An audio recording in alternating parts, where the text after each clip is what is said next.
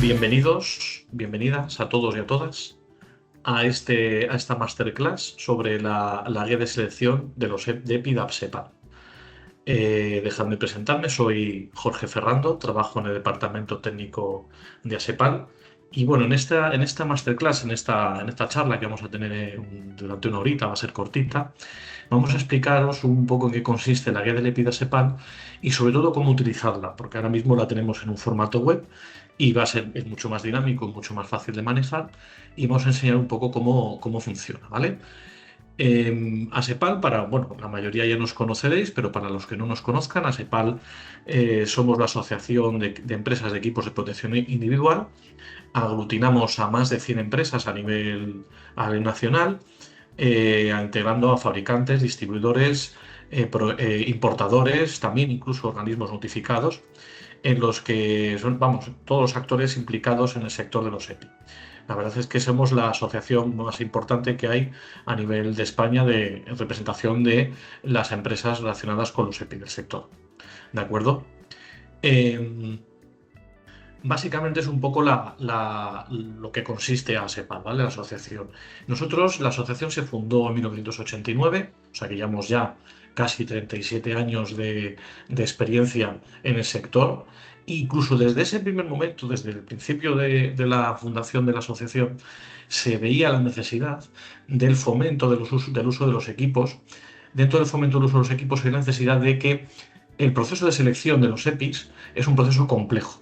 ¿De acuerdo? Es un proceso que requiere un trabajo complicado, con el que hay que hacer una serie de prospección, de información, de investigación bastante importante. Y entonces, desde la asociación se planteó la idea de elaborar una herramienta que ayudara en ese proceso de selección de los EPIs. ¿De acuerdo? Y a raíz de esto se formó el área del EPI de ASEPAL. Luego ya profundizaremos un poquito más en los orígenes y tal, pero bueno, un poco para ponernos en situación de lo que es esta herramienta y los orígenes un poco de donde venimos de ASEPAL. Antes de hablar sobre lo que es la guía en sí misma, sí que nos gustaría poner un poco en contexto, sobre todo poner de relevancia los pilares fundamentales de la protección de los EPI, ¿no? Poner sobre la mesa el problema que ha dado origen a que nosotros desde la asociación creáramos la guía, la asociación creara la guía, ¿no? El proceso de selección del EPI es muy complejo, porque los EPIs, como bien sabéis todos y todas, segurísimamente, es un equipo de protección, un elemento de protección y de prevención que es el último recurso que tenemos. Es decir, es el último recurso preventivo, la última barrera frente a los riesgos que podemos tener en un entorno laboral. Cuando ya las medidas preventivas de cualquier tipo, como organizativas, medidas de protección colectivas, no son suficientes para poder dar la protección deseada contra un riesgo, no son capaces de evitarlo ni de mitigarlo, pues ¿qué nos queda? El EPI, el equipo de protección individual. Por lo cual, sin él, la persona está totalmente expuesta al riesgo y, por supuesto, que no tiene una capacidad de protección, puede tener un riesgo importante desde una lesión hasta el riesgo de su propia vida, ¿no? Entonces es fundamental que el EPI que utilice le dé la protección deseada, le dé la protección que necesitamos, sea esa barrera, ¿de acuerdo? Entonces, claro, es un proceso complicado. Hay como tres grandes bloques, tres grandes pilares o temas o cuestiones en los que se basa la protección del EPI, ¿no? Que son necesarios conocer y están íntimamente relacionados estas tres cuestiones, estos tres pilares básicos de la protección de los EPI, ¿no? En primer lugar, el EPI tiene que ser seguro, es decir, el EPI tiene que cumplir con una normativa, con una legislación, una normativa. En este caso estamos en España, pues a nivel europeo, ¿de acuerdo? Los EPIs tienen que, como bien sabéis, tienen que ser conformes con el reglamento 2016-425, sobre todo con el anexo 1 de los requisitos esenciales de seguridad y salud, ¿vale? El EPI tiene, ¿cómo demostramos que un EPI sea conforme con los requisitos esenciales de seguridad y salud del reglamento? Pues tiene que ser demostrable con el fabricante. El fabricante tiene que elaborar el EPI de una determinada manera, tiene que hacer una serie de ensayos para demostrar que cumple con estos requisitos esenciales. Actualmente, y de hecho para facilitar esa tarea, existen las normas. Vosotros también conoceréis, las normas pueden ser normas europeas, normas EN, normas internacionales, normas ISO, y luego cada país también elabora sus propias normas. Estas normas nos sirven de herramienta para que ese EPI pueda cumplir cuando se fabrica, cuando se diseña, cuando se ensaya, siguiendo estas directrices, poder ofrecer un producto en el mercado que sea seguro y que cumpla con las legislaciones, con el reglamento. ¿De acuerdo? Las normas no son obligatorias. Es verdad que muchas de ellas, la Unión Europea las considera armonizadas, las considera que dan presunción de conformidad con los requisitos del reglamento. Cada X tiempo, la Unión Europea tiene un listado de estas normas armonizadas y cada X tiempo publica la actualización de esta lista. Entonces, las normas que aparecen en esa lista, la Unión Europea te está diciendo, si cumples con esta norma, vas a poder producir, estás elaborando un EPI que es conforme con el reglamento. ¿Vale? No es obligatorio, tú puedes, como fabricante, puedes hacer elaborar un EPI como de otra manera, pero claro, tienes que justificarlo, tienes que demostrar, argumentar, hacer tus ensayos, etc. Entonces, obviamente es mucho más sencillo tomar el camino de seguir una norma armonizada. ¿De acuerdo? Entonces, los fabricantes, las empresas que construyen y diseñan los EPIs, cumplen con la norma. ¿Vale? Elabora un EPI seguro, que está conforme con la normativa, con la legislación, tanto europea como española. ¿Cómo demuestran que cumplen con la legislación? ¿Cómo demuestran que el EPI es seguro, que ha cumplido una serie de ensayos frente a unos riesgos determinados y que se ha comprobado y se ha certificado con un organismo notificado, etcétera? ¿Cómo se cumple? Con una documentación. El EPI tiene que llevar una documentación que pues, es el marcado C, la declaración de conformidad, folleto informativo, declaración de tipo, etcétera. Hay una serie de documentación que tiene que llevar el EPI. Y de esa manera sabemos que ese EPI es seguro, que cumple con la legislación. ¿Vale? Por un lado, ya tenemos un pilar entendido, ¿no? Es decir, el EPI que conseguimos, que tenemos que adquirir en el mercado para proteger a la persona, tiene que ser seguro. ¿Y cómo lo comprobamos? Con la documentación adjunta. Vemos que cumple, por lo cual estamos tranquilos de que ese EPI se ha comercializado con buenas condiciones. Pero no es suficiente para brindar protección. Tenemos que elegir bien el EPI, tenemos que hacer una selección adecuada. Por eso vamos al segundo pilar importante y necesario de la protección de los EPI, que es la selección, que por lo que estamos aquí todos, ¿no? Ese proceso tan complejo. La selección de los EPI tiene que estar en función de múltiples factores. Tiene que estar en función de obviamente, uno de los más importantes, el básico, por así decirlo, sería el riesgo. Es decir, tenemos que identificar, evaluar el riesgo contra el que queremos brindar protección. Y tenemos que elaborar esa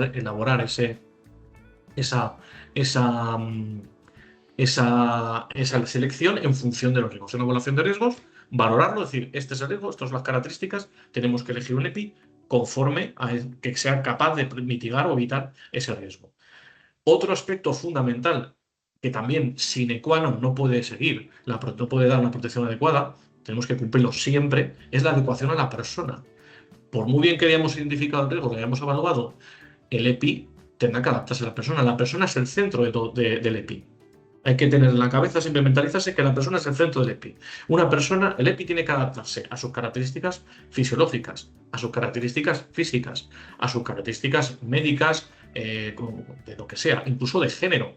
Como bien hicimos hace tiempo un webinario, el responsable técnico Javier Díaz de aquí de Sepal, el responsable técnico de la asociación, hizo un seminario hace tiempo, una charla sobre los EPIs de género, diciendo una asociación canadiense comentaba que el EPI, por ejemplo, para mujeres no basta con pintarlo de rosa, encogerlo, es decir, hay que adaptarse al cuerpo. El cuerpo de las mujeres, por ejemplo, es diferente al cuerpo de los hombres y tiene que los EPIs estar adaptados a todo el mundo, independientemente de su género, condición física, etc. Por ejemplo, yo llevo gafas, tengo miopía, si tengo un protector ocular, tengo que usar un protector ocular. Lo suyo es que el protector ocular estuviera graduado, porque lo mismo no me lo puedo poner encima de las gafas. Posiblemente no pueda, porque no se adapta, no será compatible con estas gafas. Por lo cual eso es muy importante, porque un EPI que no sea cómodo, que no sea confortable o que no esté bien adaptado a la persona, se va a usar mal, se va a usar poco o no se va a usar. O incluso a lo mejor puede darnos un riesgo adicional. Es decir, por ejemplo, si yo uso un calzado incómodo, y luego, a pesar de que esté muy incómodo de protección, a pesar de que ese calzado de protección me resulte incómodo, pero al final me aguanto, estoy 8 horas con el puesto, me puede acabar provocando lesiones en el pie. de manera adicional a lo que yo quería, a lo que se pretendía proteger. Entonces, pues sí, a lo mejor me protege frente a un impacto, frente a una perforación, pero me está produciendo lesiones en el pie porque no es cómodo. Entonces es fundamental que el EPI sea adecuado a la persona. Otro aspecto también esencial es que el EPI se adecue al entorno de trabajo, ¿de acuerdo? A la tarea del trabajo. Por ejemplo, si me pongo un traje de protección hermético contra productos químicos y hago una actividad mira, la tarea que estoy haciendo requiere una actividad física elevada, voy a empezar a sudar, voy a empezar a transpirar un poco, porque ese traje no me deja transpirar, voy a acumular el sudor, voy a tener un problema de deshidratación posiblemente. Entonces sí, me protege frente a salpicaduras de líquidos, productos químicos, pero me está produciendo problemas de transpiración. Por lo cual esto también es importante, saber la tarea que vamos a hacer. El entorno de trabajo, pues en las condiciones ambientales, de temperatura, si a lo mejor en ese entorno de trabajo hay obstáculos, hay maquinaria en movimiento, etcétera. Todo eso hay que tenerlo en cuenta para seleccionar el EPI. No siempre va a valer cualquier EPI en función de cada circunstancia. Es otro factor también muy, muy importante. Todos ellos, como veis, están íntimamente relacionados. Incluso cuando hablamos del ambiente de trabajo, también está relacionado con la evaluación de riesgos, porque cuando hacemos la evaluación de riesgos, también estamos pendientes de las condiciones ambientales, ¿no? Al final, todo tiene igual una relación importante. Y luego, por último, también que sean compatibles entre sí. Yo si utilizo un casco, utilizo una gafa de protección, tendrán que ser compatibles, que no comprometa el ajuste de la de protección un EPI con otro. E incluso si utilizo otros equipos de trabajo, unas herramientas, una máquina, también tiene que ser compatible con los EPIs que esté utilizando. Tampoco me tiene que perjudicar una cosa con la otra. Como podéis ver, el proceso de selección es muy complejo, ¿sí? Que hayamos pensado en esta herramienta. Y luego otro aspecto también, el otro tercer pilar fundamental, no menos importante, también bastante importante, es el uso del equipo. El uso, cuidado y mantenimiento del equipo. Si una vez que imaginaros, tenemos el equipo, el EPI, que es seguro, conforme con la normativa, tenemos toda la documentación en regla, tenemos el EPI bien seleccionado, hemos tomado en cuenta todos los aspectos. Resulta que llegamos y luego no se utiliza correctamente, por lo cual ya no nos sirve para nada todo lo anterior. Hay que usarlo según las instrucciones del fabricante, en todo momento. Lo repetimos 100.000 veces si hace falta. Porque si no se utiliza según las condiciones del fabricante, no tenemos garantía de que nos vaya a brindar protección, porque el fabricante, como os hablaba antes del EPI seguro, que al final todos estos aspectos están relacionados. Si el fabricante hace el EPI, lo construye en función de unas condiciones determinadas, lo ensaya en unas condiciones determinadas, para un uso determinado. Si lo usamos diferente a lo que el fabricante ha contemplado, no sabemos qué va a pasar con ese EPI. No sabemos si no va a brindar protección, si nos va a brindar una protección incompleta, o incluso nos puede también producir riesgos adicionales que no tengamos contemplados. Entramos en un territorio desconocido, por lo cual hay que utilizarlo siempre según el fabricante. Hay que ajustarlo, colocarlo también según el fabricante y, por supuesto, también mantenerlo, cuidarlo, almacenarlo según nos diga el fabricante. Por ejemplo, la ropa de protección, si tiene una serie de lavados, pues si, por ejemplo, me lo invento, el fabricante dice que tiene 15 lavados, pues hombre, si da el lavado 16, pues lógicamente esa prenda de protección no tenemos garantía de que nos vaya a brindar la protección deseada. Por lo cual es muy importante tener en cuenta estos aspectos. Como veis, es un proceso complejo. Hay que recabar mucha información, hay que tomar muchos datos y por esa razón en ASEPAL durante todo este tiempo pues se pensó en decir, vamos a hacer una herramienta que nos sirva de ayuda a las personas que están en el mundo de la prevención, de las empresas que están interviniendo en la selección de este EPI para poder facilitarles ese trabajo. No quiere decir que puedan y deban, y yo creo que es interesante, tomar investigaciones y datos de otras fuentes, pero esto es una herramienta que está disponible para que todo el mundo que quiera la pueda utilizar, que le puede servir de ayuda, puede ser bastante útil, puede ser bastante de ayuda. Entonces, se pensó en crear la guía de selección del EPI de ASEPAL, ¿de acuerdo? La guía de selección del EPI de ASEPAL tiene bastantes años. La asociación la creó en la primera edición, creo que si no me equivoco, es de 1996, por lo cual estamos hablando de un documento que tiene casi 30 años. Imaginaros el conocimiento que haya acumulado durante todo este tiempo, en el que se ha ido editando, se ha ido actualizando, se ha ido mejorando. se ha ido completando con información de todo tipo, tanto del conocimiento que tiene ASEPAL como la normativa que hay de referencia en función de cada tipo de EPI, de la familia, ¿de acuerdo? Entonces es un documento que tiene bastante historia, es valioso y está en constante evolución, ¿vale? En los primeros tiempos de la edición de este documento, estaba obviamente en formato papel, como os podéis imaginar. Era un libro bastante gordo, pero un libro que estaba muy bien, con un índice, y se podían encontrar rápidamente cada documento, que nosotros llamamos muchas veces fichas, ¿no? Cada ficha, en función de cada familia o tipo de EPI, pues había una serie de documentos y podías ir buscándolo y encontrar información ahí. Era rápido de consulta y fácil, pero al final no dejaba de estar en formato papel. Entonces, si por ejemplo había una autorización en el estado de la normativa o una actualización en el estado de la técnica que era importante reflejar en este documento, había que hacerlo, pues había dos opciones. O bien se hacía una separata, una especie de corrigendum, un anexo que se mandaba adicionalmente para juntarlo y llevarlo conjuntamente con el libro, con el manual, con esta guía, pues se hacía así, o bien se esperaba a la siguiente edición para incorporar estas modificaciones. ¿De acuerdo? Luego, después, al cabo de unos años, ya entrando en la década de los 2000, entrando en el siglo XXI, se pasó a formato digital, a formato en un CD y luego posteriormente en un USB. Pero al final, aunque estuviera digitalizado, también en un formato físico, y volvemos a lo mismo. Si había que modificar algo, pues hacía un anexo, también digitalmente, o se esperaba la siguiente edición. Por lo cual era dinámico, pero no tan dinámico como va a pasar ahora. Porque ahora, desde hace ya un par de años, lo tenemos en formato web. ¿Qué significa que esté en formato web? Que es mucho más dinámico, es mucho más interactivo. Por ejemplo, en el tema de las actualizaciones, lo vamos a ver luego cuando empecemos a navegar por la web y ver cómo funciona, es inmediato. O sea, si hay un cambio en la normativa o un estado de la técnica importante, las condiciones de los EPI que queramos reflejar o que sea necesario reflejar en la guía, automáticamente lo incluimos y en el instante se ha actualizado. O sea que siempre vais a encontrar en la guía del EPI de ASEPAL, siempre vais a encontrar la versión más moderna, más antigua, más actualizada. ¿De acuerdo?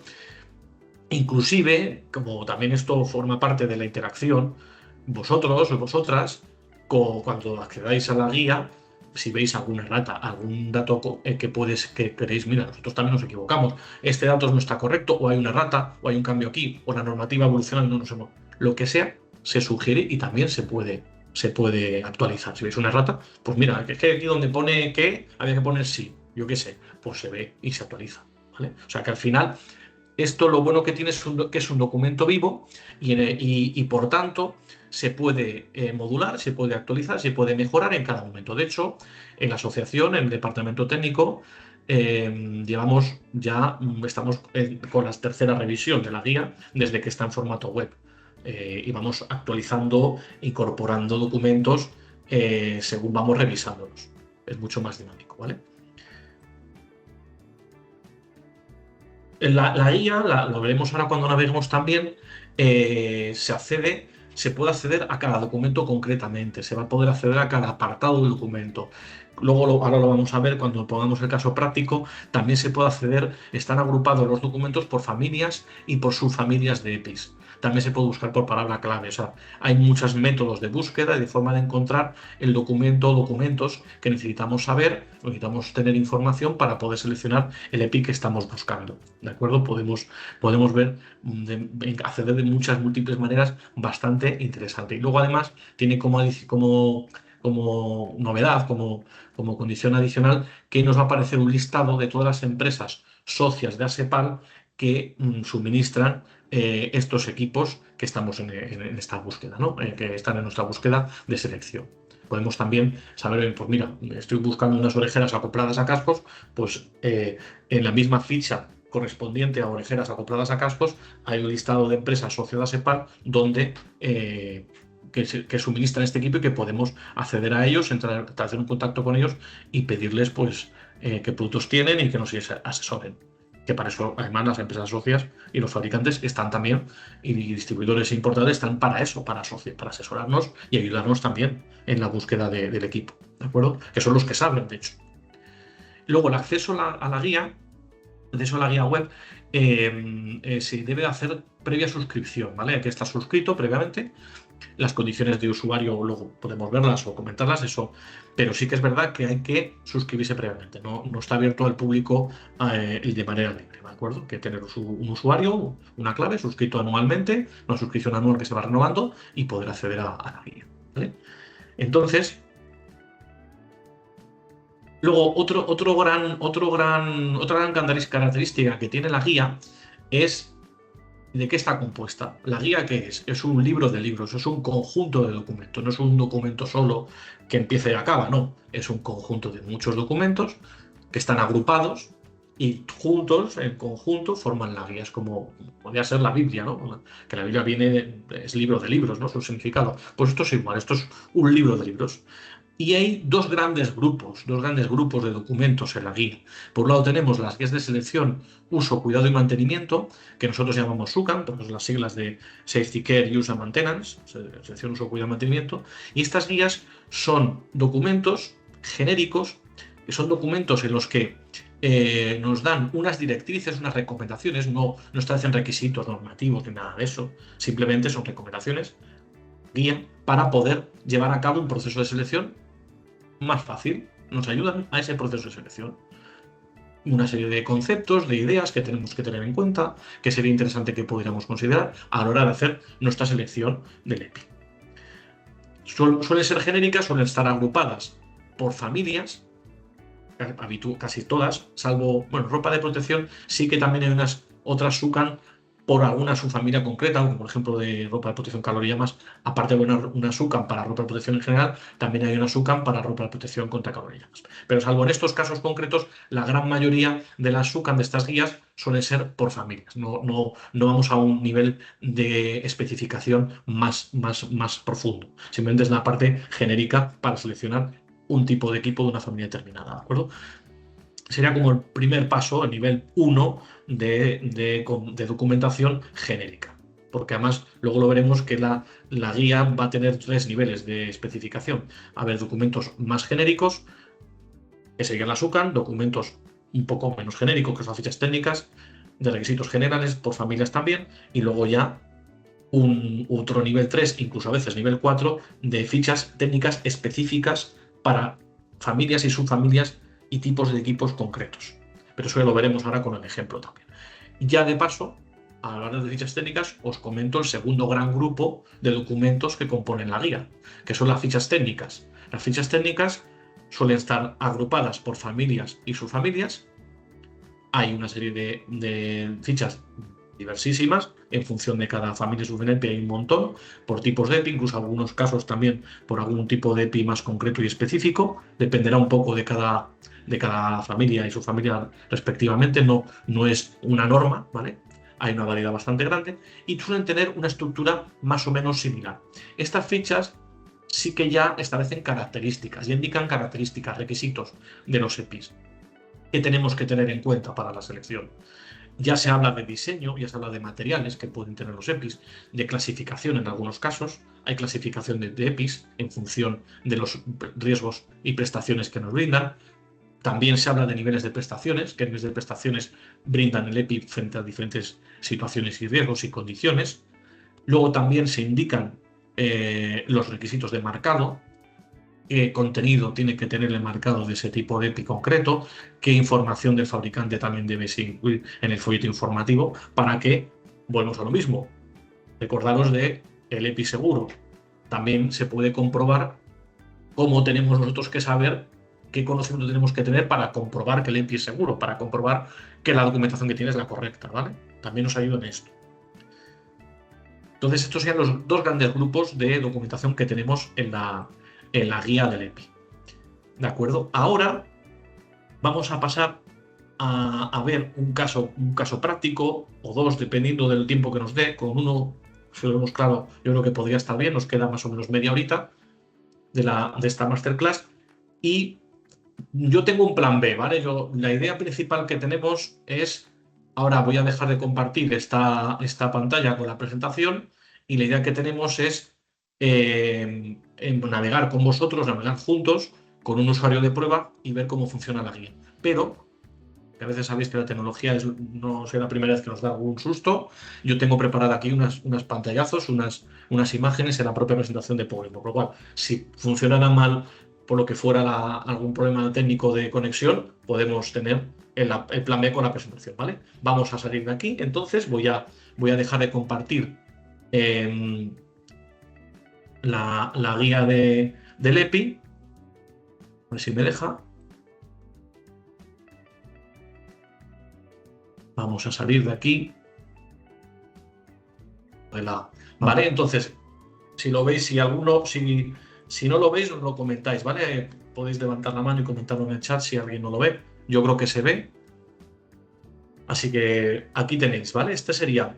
Vamos a ver cómo podemos acceder a la guía del EPI de ASEPAL. Hay dos maneras, ¿vale? Podemos acceder directamente a la propia página de asepal.es. Hay un botón en el menú principal que pone guía del EPI. Si le damos ahí, podemos perfectamente darle aquí y accedemos. Está dando aquí un... pesando, pero bueno, ya enseguida se pondrá en marcha, esperemos. Y entramos en la guía del EPI, ¿de acuerdo? En la página de la guía del EPI.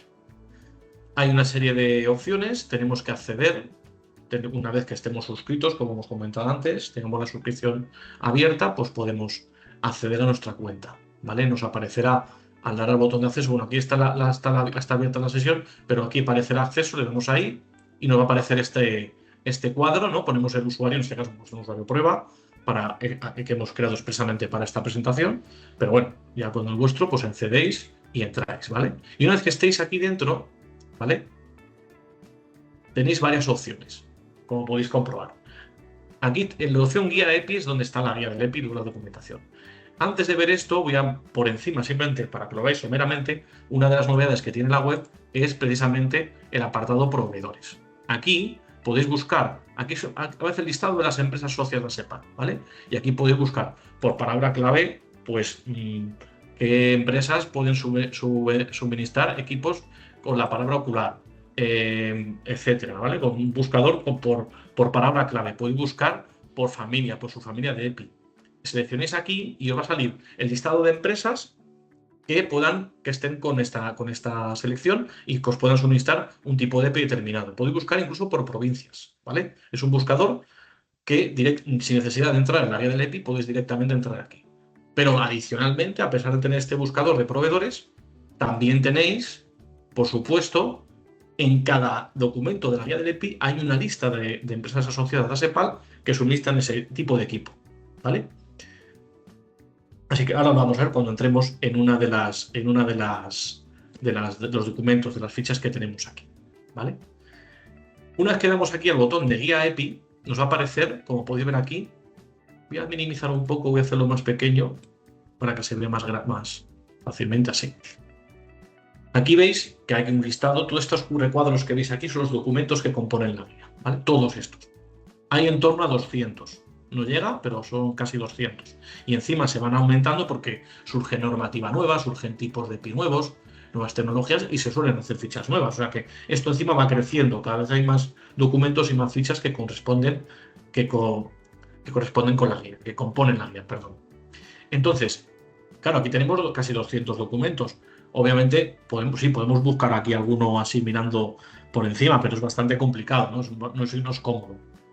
Entonces, ¿qué hacemos? Tenemos, como podéis ver aquí, diferentes formas de buscarlo. Podemos buscar por palabra clave, por ejemplo, si ponemos ocular, pues va a aparecer aquí todas las fichas que contienen, todos los documentos que contienen la palabra ocular. Pero no estamos seleccionando por familia y subfamilia, simplemente con la palabra clave.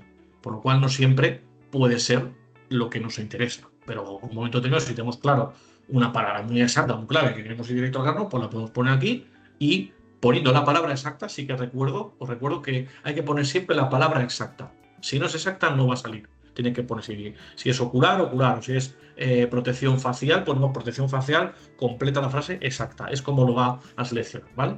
Este buscador por palabra clave. O palabras clave, podemos poner más de una también. Luego, otra forma de buscar los documentos es a través de las familias, ¿vale? Tenemos aquí por familias, luego tenemos aquí un desplegable y todos estos que aparecen aquí correspondiendo, por ejemplo, a equipos de protección contra caídas, son subfamilias de EPIs, ¿vale? manos y brazos, pues lo mismo, tenemos aquí, damos aquí y tenemos subfamilias de empleo, ¿vale? Vamos a poner el ejemplo de que somos una empresa del sector químico, ¿vale? Y necesitamos pues manipular productos químicos, obviamente, en el trabajo. ¿No? Estamos haciendo una serie de procesos de fabricación y necesitamos manipular unos recipientes que tienen productos químicos. O sea, hay un riesgo de salpicadura de esos productos químicos a las manos, ¿vale? En este caso, para las manos. Necesitamos un protector de manos, un guante de protección contra riesgos químicos. ¿Cómo lo podemos buscar aquí? ¿Qué hacemos? Podemos hacer varias formas. O bien ponemos aquí, ponemos químicos y obviamente pues van a salir todas las palabras, todos los documentos que tengan palabras químicos. Pero ojo, esto es interesante cuando buscamos un documento específico. Solo quiero saber guantes de protección contra productos químicos, pero en el proceso de selección hay documentación, como bien hemos hablado antes, más genérica que nos puede aplicar y nos aplica a el guante de protección químico en este caso, ¿vale? Entonces, para encontrar esa información y cribarla de una manera mucho más fácil, podemos seleccionarlo a la subfamilia concreta. Por ejemplo, si damos aquí la opción de guantes, a ver si lo encontramos, que está por aquí, guantes contra agresiones químicas. Fijaros la diferencia. Aquí, si damos a guantes contra agresiones químicas, ya nos aparecen nada más que 3 documentos. ¿Por qué? Porque estos documentos nos aplican a los guantes de protección contra productos químicos. Como hemos hablado antes, hay 3 niveles de generalización. Está la guía de selección, uso y mantenimiento, que es para todo tipo de protectores de manos y brazos, incluyendo los guantes de protección contra productos químicos, lógicamente. Luego hay una ficha, un documento de requisitos generales para guantes de protección para todos, pero es que, claro, es requisitos generales para todos los guantes, incluyendo los guantes de protección contra productos químicos. Y luego ya una ficha en el nivel 3 de especificidad de concreción, tenemos la ficha de guantes de protección contra productos químicos, ya más concretamente a esto.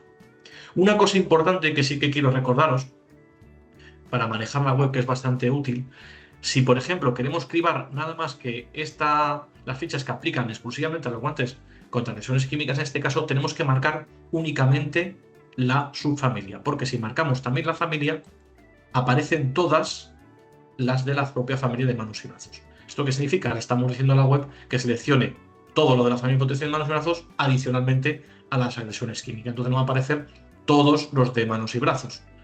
Esto nos puede ser útil cuando a lo mejor no tenemos claro, queremos un protector de manos y brazos y qué precauciones tenemos, pues sí que aparecen todos los documentos, ¿vale? Pero si queremos el diseño de la web es así, posiblemente lo acabemos mejorando para que sea una selección más cribada, pero es como funciona ahora, por lo cual os lo decimos para tenerlo en cuenta, ¿vale? Siempre que queréis buscar ya directamente los documentos específicos para una subfamilia, marcar directamente a la subfamilia, no hace falta marcar a la familia, ¿vale? Entonces, vale, iríamos aquí y marcaríamos directamente, sin marcar, insisto, la familia, marcar directamente la subfamilia. En este caso, del ejemplo que estamos teniendo, si es que me deja ahora la subfamilia de guantes contra agresiones químicas, ¿vale? Y ahora vamos a ir a ver los documentos, desde el nivel 1 de más genérico hasta un nivel 3 más específico, ¿vale? 3 documentos tenemos aquí. Vamos a abrir primero el más genérico, el de nivel 1. Para abrir los documentos de la guía, simplemente es ponerse encima de este recuadro, donde está el título del documento, y abrirlo. Y darle clic y lo abrimos. Como podéis comprobar aquí, siempre va a aparecer la fecha de la última actualización. Como podéis ver, siempre intentamos que sean los documentos lo más actualizados posible. En este caso, pues este es de marzo de este año, porque hemos estado revisando precisamente estos documentos. La SUCAN que llamamos, ¿vale? Siempre va a aparecer en cada documento este tipo de menú, ¿vale? En primer lugar, va a ver el título del documento y las normas de consulta.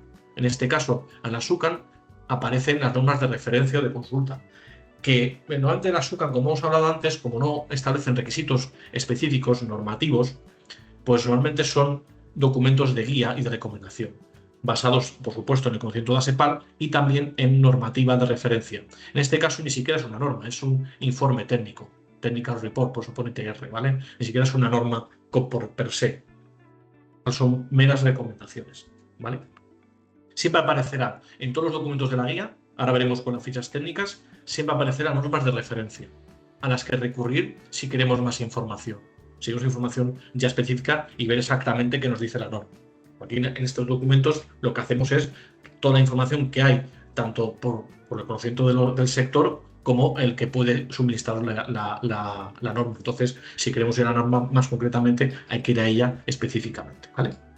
Luego podéis ver aquí los diferentes apartados que tienen estos documentos. En casi todos, pues hay un apartado de introducción, en el que se explica un poquito, se hace referencia a qué consiste esta guía. Aquí, por ejemplo, pues habla de qué es la guía de selección, qué es lo que quiere hacer, qué riesgos cubre y qué riesgos no cubre.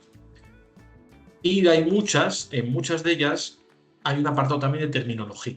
¿Esto qué significa? Que en la propia guía se utilizan diferentes términos, diferentes conceptos, los documentos de la guía, y que muchas veces se pone un listado de estos conceptos para que nosotros y nosotras tengamos capacidad de entender mejor el documento. Nos facilita eso, para poder entender lo que nos va a decir el documento después.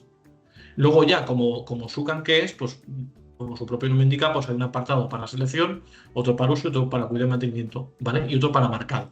Como podéis comprobar aquí, los apartados se despliegan y se cierran, es decir, no es necesario en ningún momento leerse el documento completamente. Al principio sí, cuando os pongáis primero a ver un documento de estos que no habéis visto nunca, es lógico que lo veáis entero. Pero si luego más adelante es simplemente consultar información en tal documento que ya conozco y tal, podemos ir directamente al grano, al apartado que queremos necesariamente. Por ejemplo, que quiero ver el marcado, pues me voy aquí al marcado, ¿vale?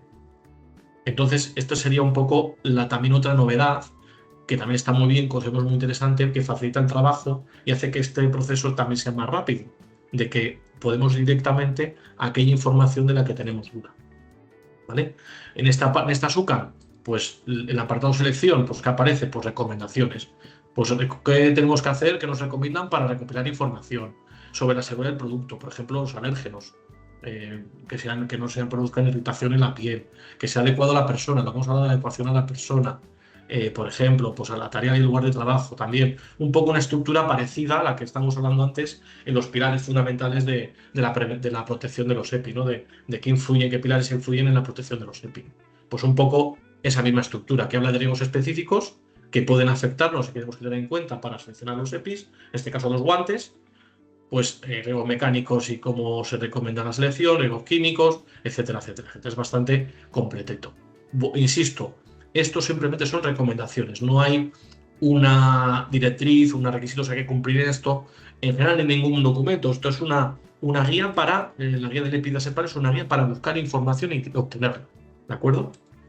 En cuanto al uso, pues lo mismo.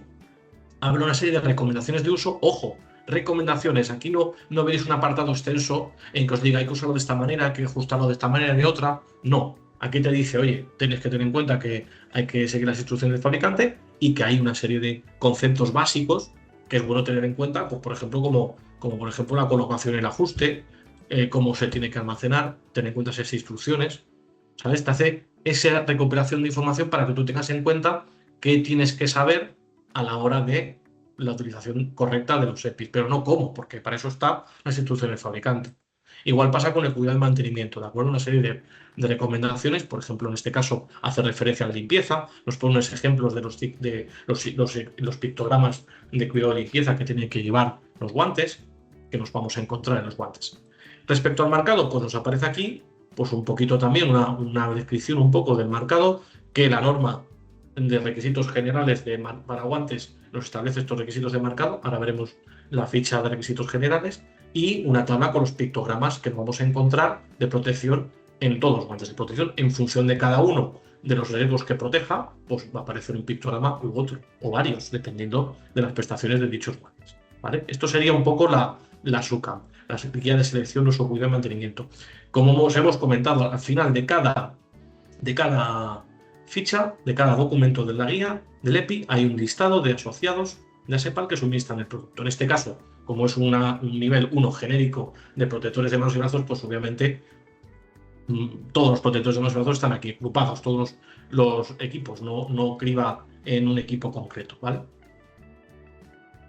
Entonces ya hemos ido al nivel 1 de selección, ¿vale? Vamos al nivel 2 perdón, de selección, de generalidad. Vamos al nivel 2. Vamos a ir un poquito más a requisitos concretos, a características concretas, que serían los guantes de protección, perdón, los requisitos generales de los guantes de protección, ¿vale?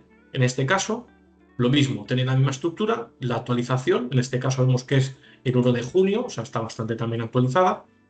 Y luego veréis, aquí ya sí que cambian las fichas técnicas. La diferencia que tiene con la Azúcar es que aparecen todas las fichas técnicas, os va a aparecer la categoría del EPI, en función del reglamento 2016-425. Y una breve reseña, simplemente indicación rapidísima y clara sobre la documentación que tiene que ir asociada al EPI. Lo que hemos hablado antes, documentación que tenemos que tener para comprobar que ese EPI es seguro, que cumple con la normativa, que cumple con la legislación y con el reglamento.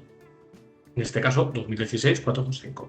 Y luego, como hemos hablado, como pasa también con la Azúcar, las normas de consulta o de referencia. En este caso, la norma de consulta de referencia de este documento es la norma NISO 21420, que es la que establece requisitos generales y métodos de ensayo para todos los guantes de protección, independientemente de los riesgos que proteja, para todos, ya sea electrostáticos, ya sean contra puntos químicos, ya sea contra riesgos mecánicos, los que sean. Todos los guantes tienen que quieran cumplir con el reglamento y que sean seguros, tienen que se comercialicen en la Unión Europea, pues cumplirán con esta norma, con la 21420, ¿de acuerdo? Con los requisitos generales y métodos de ensayo para guantes de protección. Esta ficha técnica es más genérica, también es genérica para todos estos equipos y tiene una estructura que es similar a gran parte, por algunas variaciones, a gran parte de las fichas que hay en las fichas técnicas, ¿vale? Ya cambia un poco respecto a la Azúcar. Introducción y metodología y terminología, perdón, es muy similar. Hay una breve introducción, pues en qué consiste un guante de protección en este caso, la norma que hay aplicable, la norma de referencia, y luego pues un apartado de terminología en el que se aparecen aquí en este caso dos conceptos. Muchas veces se comenta que si se quiere consultar más información sobre términos y dudas de términos, pues siempre se puede consultar la norma de referencia, ¿vale? En el cuanto luego después hay la mayoría de las fichas técnicas tiene un apartado de diseño, algunas tienen un apartado de clasificación porque hay algunos equipos que se clasifican en función de los riesgos que protegen, en este caso no. Tenemos un apartado de diseño en los que nos establecen, pues, aparece una serie de características, requisitos de diseño y fabricación, pues, inocuidad, que los guantes es muy importante, ¿no? De que los compuestos de los que estén hechos los guantes o materiales no provoquen reacciones alérgicas, efectos nocivos para la salud de la persona que los usa, ¿no? Luego también aquí, pues, aparece la indicación de que esos compuestos, pues, tienen que ser referenciados y documentados de que no van a darnos ese efecto negativo, ¿no? En el caso del apartado de diseño. En este caso, esta ficha técnica, aunque no sea de cuidado de mantenimiento, sí que tiene un pequeño apartado de cuidado de mantenimiento en el que hace una referencia a la limpieza. Los guantes, como protector, equipo de protección textil, de material textil, pues igual que la ropa, pues la limpieza, los lavados es muy importante tenerlo en cuenta, cómo hay que hacer ese proceso y sobre todo también el número de lavados máximo, ¿no? Y aquí pues hace una pequeña reseña al respecto, incluso habla de los símbolos que hemos visto antes en Azúcar de limpieza que deben ser conformes también a una norma determinada. En cuanto a las prestaciones genéricas que tienen que cumplir todos los guantes de protección, pues aquí hablan, por ejemplo, de prestaciones de dexteridad, que la dexteridad es la capacidad que tiene la mano de manipular, de poder trabajar con los guantes puestos, es decir, a menor dexteridad, pues más difícil es manejar, a mayor dexteridad, perdón, más fácil es manejar cualquier objeto, cualquier herramienta con los guantes puestos, ¿no? Entonces, estos requisitos, ahora también la transpirabilidad y la comodidad de los guantes, de las prestaciones electrostáticas y categorías mínimas de riesgo mínimo, es decir, qué requisitos básicos mínimos tienen que cumplir los guantes de protección en este caso, ¿vale? Y luego respecto a otro apartado, que estos son apartados también muy importantes en estas fichas técnicas, es el marcado. ¿Qué debe incluir el marcado de los guantes de protección en este caso aplicable para todos? Tanto en el guante, muchas veces hay marcado, tanto en este caso hay marcado tanto en el propio guante como marcado en el reempalaje. Y luego aparece esta tabla que también veíamos en la Azúcar sobre los pictogramas que aparecerán en cada guante en función de las prestaciones que nos vaya a dar, frente a los riesgos que nos vaya a proteger. Es En este caso, pues nosotros los que estamos buscando, que son de protección química, pues nos tendrá que aparecer con este, ¿no? Con el pictograma de protección frente a productos químicos, ¿vale? Pero nos aparece esta tablita que es bastante ilustrativa de qué pictogramas van a tener que aparecer en el marcado de estos guantes. Y luego aquí un apartado en el que nos habla también de qué contenido tienen que tener los guantes de protección en general en su información, en el folleto informativo. Estos dos apartados nos vienen muy bien para comprobar, como hemos hablado antes en el primer pilar, que el EPI sea seguro.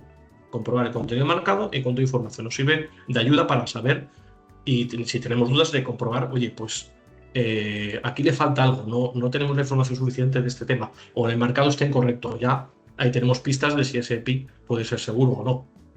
Y luego, como todas las fichas técnicas y documentos y SUCA, tenemos el listado de empresas que suministran los guantes de protección en general. ¿Vale?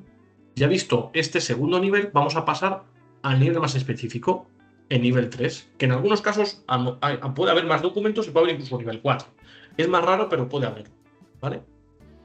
En este caso, como queremos buscar guantes de protección contra productos químicos, vamos a darle a el documento específico claro para guantes de protección contra productos químicos. Como podéis comprobar, igual viene la fecha de la última actualización del documento, nos aparece la categoría del EPI, en este caso, ojo, ya estamos hablando de que es un guante los guantes de protección contra productos químicos son de categoría 3, en este caso, y ya tenemos una documentación diferente a la que tiene que llevar de categoría 2 y nos la recuerda aquí. Documentación que tenemos que tener en cuenta que tiene que ir asociada a este EPI. ¿Vale? Aquí nos habla la norma de referencia, que en este caso sería la 374 parte 1, la NISO 374 su parte 1 y, por supuesto, su modificación, que se hizo en 2018 una modificación y pues aparece aquí la referencia a tanto a la norma como a su propia modificación. La estructura es muy similar, en este caso no aparece diseño, los apartados que no tengan contenido no van a aparecer. Es decir, por ejemplo, si una ficha no tiene terminología porque no se considera interesante poner terminología, pues directamente no aparece. Aquí, por ejemplo, como ya es una ficha técnica más precisa, más específica, pues no se indican requisitos de diseño. Ya se vamos directamente a las prestaciones, ¿vale? Porque ya los diseños pues está aplicado a la norma de requisitos generales. Aquí con la terminología pues nos aparecen otros términos diferentes, ¿vale? Por ejemplo, degradación, penetración, permeación, relacionados con los conceptos de este tipo de guantes.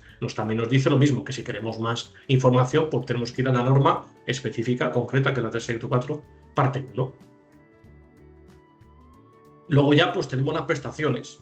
Nos va a aparecer aquí pues, los tipos de prestaciones, pues degradación, permeación, incluso los tipos de productos químicos de ensayo, ¿vale? Con su codificación, que esto es muy importante a tener en cuenta en el marcado, porque en el marcado lo veremos, tendrá aquí reflejado esta codificación de los productos químicos contra los que el guante protege, que han sido ensayados en laboratorio, ¿vale? Para obtener la certificación. Incluso tipos de guantes en función de las sustancias, si puede ser de 6, 3 o solamente una, contra las que protegen estos guantes. Y hay, pues eso, 3 tipos, tipo A, tipo B y tipo C, ¿vale? Y luego, por supuesto, los requisitos de marcado. Los requisitos de marcado nos va a decir, en este caso, que como tenemos una norma genérica, pues dice, tienen que tener marcado que establece para todos los guantes, más estas de aquí, este contenido. En este caso nos habla también de qué contiene los pictogramas, ¿no? Qué pictogramas tiene que haber en el marcado. Aquí aparecen varios ejemplos también para que sea más gráfico de entender. Pues si es de tipo A, como son hasta 6 productos químicos, como mínimo, pues tenemos el pictograma que siempre hay que poner de protección contra productos químicos y el de consultar las instrucciones fabricante. Y aquí abajo, pues un código de letras que serán correspondientes a las que hemos hablado de los productos químicos con los que han sido ensayados. Este guante, si es de tipo B, pues ya solamente 3 productos químicos, si es de tipo C, pues un producto químico, ¿vale? Y nos establece un ejemplo para que nosotros visualmente también tengamos más claro cómo es el mercado, ¿vale? En el caso de la información que ha de contenerse en el folleto informativo, pues también tenemos aquí los contenidos que tiene que haber de la información del folleto informativo. Como pasa con el otro, con el marcado, pues aquí nos establece que en el folleto informativo tiene que ir la información que establece la norma genérica más el contenido de la norma específica, que establece la normativa específica. ¿De acuerdo? Sería un poco la estructura de una ficha técnica ya de nivel 3 de especificidad, ¿no? de concreción. Y aquí podemos ver, como podéis ver aquí, el listado de empresas que nos van a suministrar guantes de protección contra productos químicos. O sea que no solamente podemos acceder a las empresas a través de buscador directamente de proveedores, sino que también podemos acceder a las empresas cuando estamos consultando una guía. ¿Vale? Cuando estamos consultando un documento muy específico, muy concreto, pues tenemos la capacidad de poder ver qué empresa nos seleccionan. Aquí directamente lo que hacéis es entrar a cualquiera de ellas y ahí, pues ahí entráis a su web, es un enlace a su web y sus datos de contacto y ahí pues ya directamente hablar con ellos y que os asesoren. ¿De acuerdo? Así que este sería un ejemplo. Nos quedan unos minutitos, si queréis, como hemos comentado antes, simplemente para que veáis otro ejemplo, de manera muy rápida, mostraros, por ejemplo, lo de la SUCAN que hemos hablado, de que hay algunas SUCAN que incluso hay por subfamilias. Por ejemplo, si vamos a vestuario de protección, y por ejemplo, vamos a poner que estamos en una empresa de siderurgia y tenemos que seleccionar ropa para calor y llamas, porque estamos manipulando aluminio fundido, ¿vale? Y entonces, tenemos que usar ropa de protección contra el calor y llama. Entonces vamos a buscar aquí ropa contra calor y llama, ¿vale? Si lo encontramos, aquí ropa contra calor y llama y salpicadoras de metal fundido, ¿vale? Y aquí vamos a encontrar más documentos, ya no solo en 3, porque depende mucho de cada familia y subfamilia.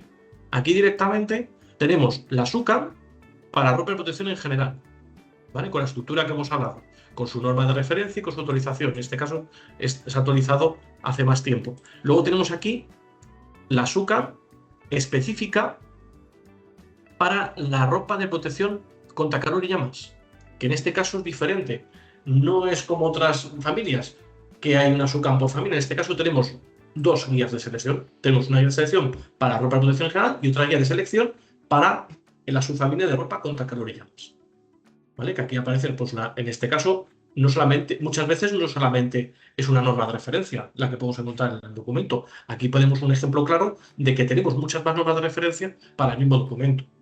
En este caso, dos informes técnicos, una para ropa de protección contra calor y llamas, otro de directrices para ropas de prendas inteligentes contra calor y llamas y una norma ISO sobre limpieza, inspección y reparación de equipos de protección individual para bomberos. Aquí se ha tomado para elaborar este documento, esta guía de referencia a estas normas, más el conocimiento que tenemos en ASEPAL, porque además lo que sí que también nos comentamos, cuando actualizamos estos documentos, sobre todo la SUCAM, nosotros tenemos unos grupos de trabajo por cada familia de EPI. ¿Esto qué significa? Que cuando nosotros elaboramos un documento de este tipo, muchas veces lo que hacemos es comentarlo también, tener un feedback de estas comunidades, de estos grupos de trabajo por familias, ¿vale? En este caso, pues con la familia, con el grupo de trabajo de vestuario de protección, pues se consulta, se pone en común, tenemos un feedback de modificaciones, de actualizaciones, de cualquier cuestión que tienen al respecto, pues se va viendo con ellos, ¿vale? Y luego ya tenemos la versión definitiva que subimos a la guía. Es el trabajo que hacemos para modificar todos estos documentos, ¿vale? Es un trabajo que hacemos el departamento técnico y luego también los grupos de trabajo de la asociación que tienen por familias, ¿vale? Luego aquí, por ejemplo, pues como podéis ver, pues ya luego el nivel 2 de generalidad, que aquí sería como 3, porque aquí tenemos otro en medio, ¿no? Que sería la SUCAM por su familia. Aquí tenemos requisitos generales para ropa de protección, que sería una ficha técnica. Y luego tenemos aquí una ficha técnica específica para ropa de protección contra calor y llama, ¿vale? Que aquí puede ser de categorías 2 y 3, dependiendo de las características y los riesgos que nos vaya a proteger, ¿vale? Si es nos protege contra temperaturas menores a 100 grados, serán de categoría 2, y si nos protegen contra temperaturas mayores de 100 grados, pues categoría 3. Toda esta información, estos son ejemplos que estamos poniendo para que vosotros los veáis y tengáis un poco conocimiento, pero ocurre con todas las familias y con todas sus familias, ¿vale? Es todo el conocimiento que tenemos en la asociación, más la información que también las normas nos ofrecen, ¿vale? Así que al final esto sería un poco cómo funciona la guía, ¿vale? Luego, para suscribirse, pues hay una serie de condiciones. Aquí en la página web están las condiciones para suscribirse. Sería ponerse en contacto con asepal@asepal.es para ver cómo, si queréis suscribiros. Aquí también hay un formulario de contacto también, en el que podéis poneros en contacto con nosotros. Y aquí podéis decir, pues directamente,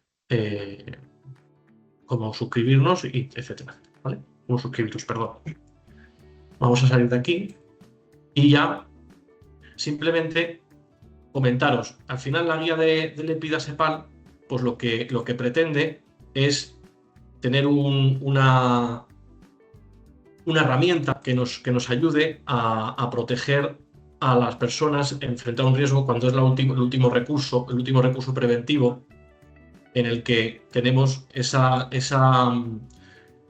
última barrera, ¿no? que necesitamos para proteger a las personas. Y que esa selección en esa última barrera, en ese último recurso preventivo, sea correcta y que ese equipo brinde su protección adecuada. Teniendo en cuenta todas estas partes que hemos hablado al principio, de que el EPI sea seguro, que esté bien seleccionado, que se utilice bien, que se mantenga bien, pues la guía de selección del EPI-ASEPAL pues es una herramienta que nos va a resumir, a recopilar mucha información que requiere un proceso de encontrarla y de seleccionarla, nos la va a resumir, nos la va a sintetizar para poder acceder bien a esta información que necesitamos para este proceso. Porque al final lo que queremos todos es que la gente vaya a trabajar y que termine su trabajo y que ese trabajo no le repercuta en su día a día, que no le perjudique la vida. Uno trabaja para vivir, para poder ganarse la vida, no para que se le estropee o incluso la pueda perder, ¿no? Entonces, por eso creemos que es tan importante realizar una selección adecuada de los EPI y por eso en la asociación se pensó en hacer esta herramienta que ya fijaros que lleva 30 años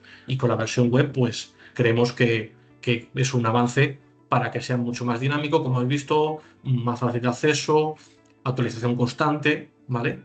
Y creemos que esto puede ser interesante para mucha gente que está implicada en este proceso de selección, que al final son muchos profesionales, ¿vale? Así que esto sería todo la exposición. Si tenéis alguna cuestión que queráis comentarnos, pues estaríamos encantados de atenderlas. Y bueno, pues si no tenéis ninguna cuestión más que comentaros ahora, pues simplemente agradeceros a todos y a todas vuestra asistencia. Esperamos que os haya parecido interesante esta charla, esta masterclass.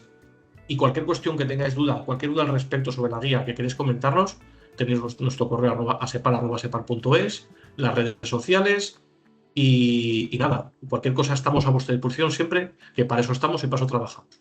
Así que nada, muchísimas gracias, que tengáis un buen día y nada, pasad muy buen día y que tengáis una buena tarde. Muchas gracias, muy amables, hasta luego.